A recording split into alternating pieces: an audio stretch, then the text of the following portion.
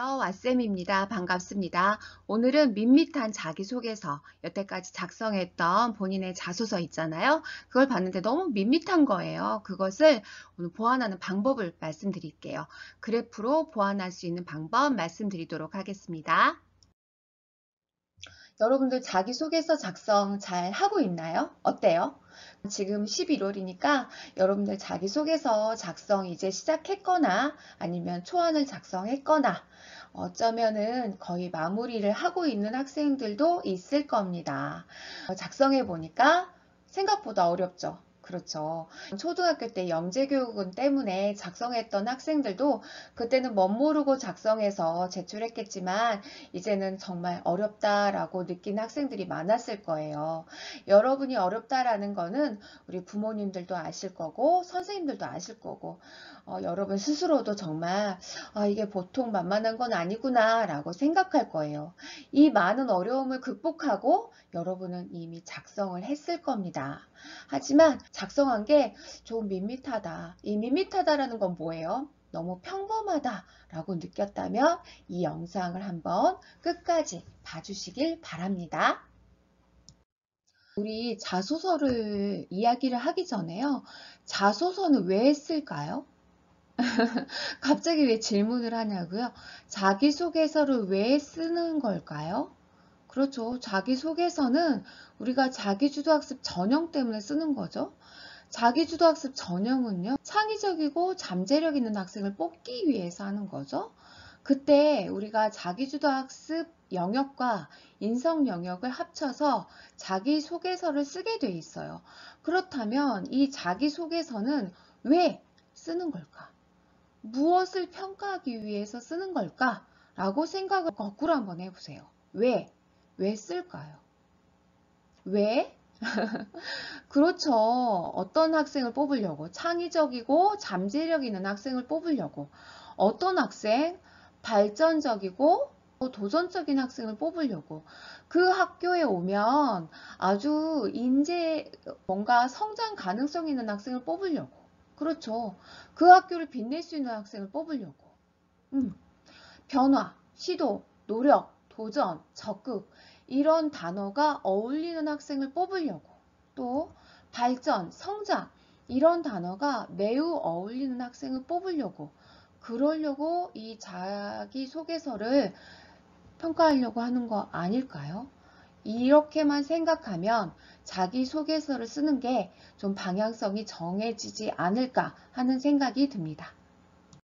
자, 이제 그러면 우리가 자기소개서 쓰는 방법 다시 우리가 돌아가서 첫 번째 어떻게 했죠? 맞아요. 문항 분석. 두 번째 학교 생활기록부 분석을 했고 소재를 추출했어요. 세 번째 거기에 맞게 내용을 조직했어요. 그러면 우리가 자기소개서를 평가를 왜 하는지를 알았으니까 거기에 맞춰서 이렇게 1단계, 2단계, 3단계로 했단 말이에요. 그런데 이게 그 평가를 왜 하는지를 알았고 거기에 맞춰서 했는데 내용이 이제 어라 쓰다 보니까 내용이 너무 밋밋한 거예요. 그 밋밋한 거를 다시 한번 돌아가서 처음으로 돌아가서 이 밋밋한 걸 보완하는 방법을 찾아볼 거예요. 그걸 3.5단계라고 제가 한번 붙여봤습니다. 무슨 거리두기 같아요. 거리두기, 밋밋한 자소서, 그래프로 보완하기입니다. 한번 여러분이 그래프로 한번 보완하는 방법을 제가 이제부터 자소서 두 가지로 그래프로 분석을 한번 해드릴 거예요. 그러면 여러분 자소서를 그래프로 한번 분석을 해보시고 거기에 맞춰서 다시 한번 내용을 조직해 보세요. 그리고 나서 다시 자소서를 내용을 한번 재조직을 해보시면 훨씬 자소서가 읽기가 편해지시고 그럴싸한 자소서로 변화가 될 것입니다. 훨씬 더 보기 좋고 뽑힐 가능성이 있는 발전적이고 성장 가능성이 있는 그런 자소서로 바뀔 거라고 생각이 됩니다. 그러면 이제부터 분석 시작할게요. 자, 자기주도 학습 영역 부분으로 예시를 가지고 설명을 드릴게요. 지금 보여드리는 거는요, 영어 교과를 가지고 제가 한번 학생들 거 3개를 조합을 하고 제 마음대로 만들어 봤습니다. 제가 그냥 학생들 걸 보고 제가 만들어 봤어요. 참고만 하세요. 교과서에서 제시되는 문법 용어와 예시문들이 어려웠답니다. 잘하고 싶은 마음에 교과서를 통째로 암기해서 좋은 점수를 얻었어요. 시험 점수를 좋았지만 내 실력이 아닌 것 같은 생각이 들었답니다. 왜냐하면 스스로 공부하는 문법 실력이 늘지 않은 것 때문에 학생은 많은 고민이 있었대요. 그래서 나만의 문법 노트를 정리해서 교과서와 함께 공부를 했답니다. 시험 성적뿐만 아니라 스스로 공부하는 문법 실력도 향상이 되었대요. 그래서 이것에 대해서 학생이 느낀 점을 적어서 자기주도 학습 영역으로 해서 영어 교과로 작성을 해서 자기소개서를 완성한 부분인데요. 이 부분을 제가 한번 그래프로 분석을 해 보도록 하겠습니다. 자, 교과서에서 제시되는 문법 용어와 예시문들이 어려웠고 이것 때문에 잘하고 싶은 마음에 교과서를 통째로 암기해서 좋은 점수를 얻었습니다. 이 부분까지 하잖아요. 그러면 그래프로 자, 이렇게 올라가는 부분이 되는 거죠. 그러니까 학생의 시도와 약간의 변화, 그래프가 보여요. 자, 그리고 나서 내 실력이 아닌 것 같은 생각이 들었고 학습하는 데 시간이 오래 걸립니다. 그러면 결국에는 슬럼프가 생기게 되는 거죠. 학습에 대한 어려움이 생기게 되는 거죠. 내려가요. 그리고 이것 때문에 이 친구는 과연 내 학습에 뭐가 문제지? 라고 물음표가 생기게 되는 거고 슬럼프에 대한 고민이 생기게 되는 거죠. 내가 왜 학습에 더 효과가 없지? 왜 더 이상 발전이 없지? 라고 고민을 하게 되는 거예요. 이걸 극복하기 위해서 이 학생은 나만의 문법 노트를 정리하고 교과서와 함께 공부하기 시작하게 되는 거죠. 시험 성적뿐만 아니라 스스로 공부하는 문법 실력도 향상되게 되는 겁니다. 이렇게 성장하게 되는 거죠. 이걸 제가 약간 용어를 약간 붙여봤어요. 도전과 시도를 하게 되고 약간의 변화를 하게 됩니다. 그런데 여기에서 이 학생은 고난과 어려움을 만나게 되는 거죠. 그 사이에 이걸 극복하기 위해서 변환점, 전환점을 찾게 됩니다. 그리고 극복과 성장을 하게 됩니다.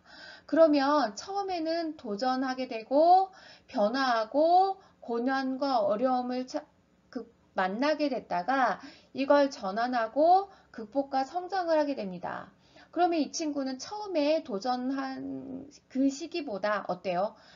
극복하고 성장한 시기보다 어때요? 이게 나중에 처음과 끝이 약간 중간에 어려움은 겪었지만 훨씬 더 성장하게 됐죠. 그래서 이렇게 파란 선이 차이가 있죠. 처음과 끝이 훨씬 더 변화가 있습니다. 성장한 학생을 뽑지 학교에서 하락하는 학생은 안 뽑겠죠. 그래서 제가 보기에는 자기소개서는 이런 학생을 뽑지 이런 학생은 뽑지 않겠다는 거죠. 제가 보기에는 이런 그래프가 보이는 학생이 훨씬 더 매력적이지 않나 하는 생각이 듭니다.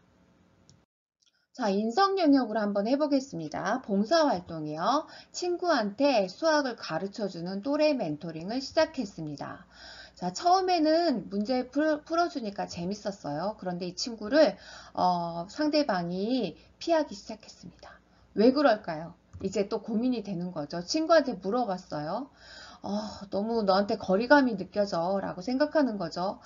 이걸 극복하기 위해서 더 쉬운 방법으로 가르쳐 주려고 노력하는 거죠. 하다 보니까 내가 너무 어렵게 가르쳐 줬던 거예요. 이 친구한테 쉽게 가르치려고 노력하다 보니까 그동안 내가 문제풀이에만 집중했었다.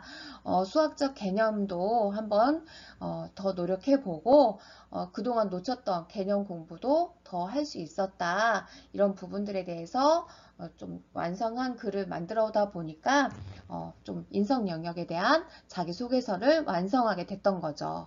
이걸 그래프로 한번 분석해 보도록 하겠습니다. 자, 마찬가지예요. 처음에 봉사활동을 하는 거예요. 친구한테. 그죠? 시작이에요. 재밌었어요. 올라가죠. 약간 올라가죠. 자, 그래프 보세요. 그죠?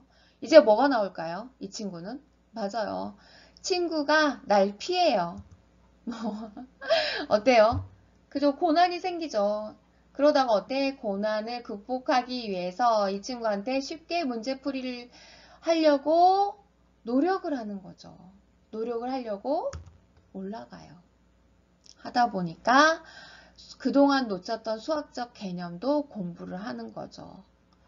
단어를 볼게요. 도전과 시도를 하게 되는 거죠. 변화를 하는 거죠. 다시 고난과 어려움이 부딪히는 거예요.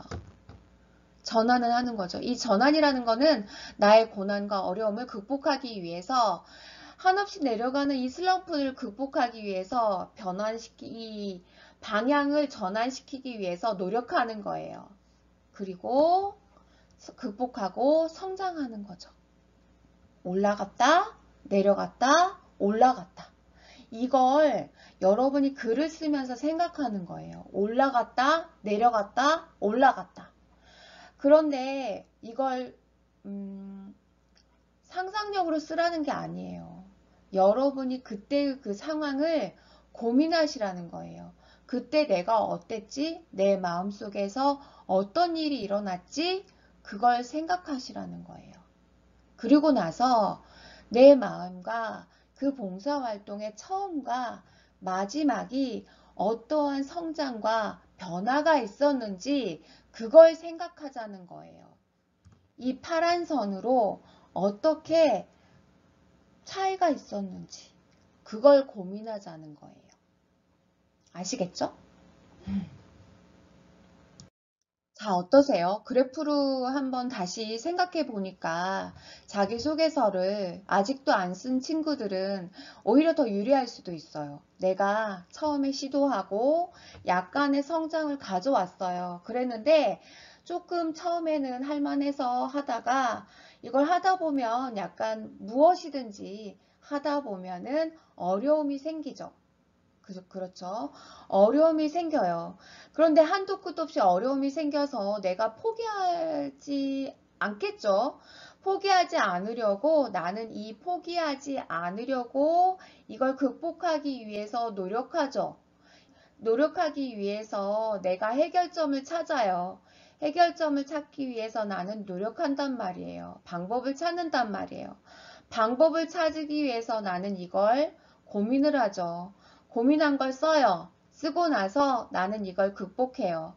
극복하고 나서 내가 무엇을 느꼈는지를 써요. 그러면 돼요. 자, 약간 성장하고 나는 어려움을 부딪혀요. 부딪히고 나서 이걸 극복하기 위해서 무엇을 했는지를 써요. 쓰고 나서 나는 극복해요. 극복하고 나서 무엇을 느꼈는지를 써요. 이렇게 올라갔다, 확 떨어졌다, 확 올라갔다. 약간 좀 웃기긴 하지만 여러분들이 이 그래프를 기억하고 하면 먼저 문항 분석할 때, 그 다음에 생활기록부 소재를 추출할 때, 그 다음에 내용 조직할 때 훨씬 더 유리할 수 있어요. 이걸 생각하시고 그래프를 생각하시고 다시 한번 여러분의 밋밋한 자기소개서를 다시 한번 분석해 보시길 바랍니다. 이상으로 왓쌤이었습니다.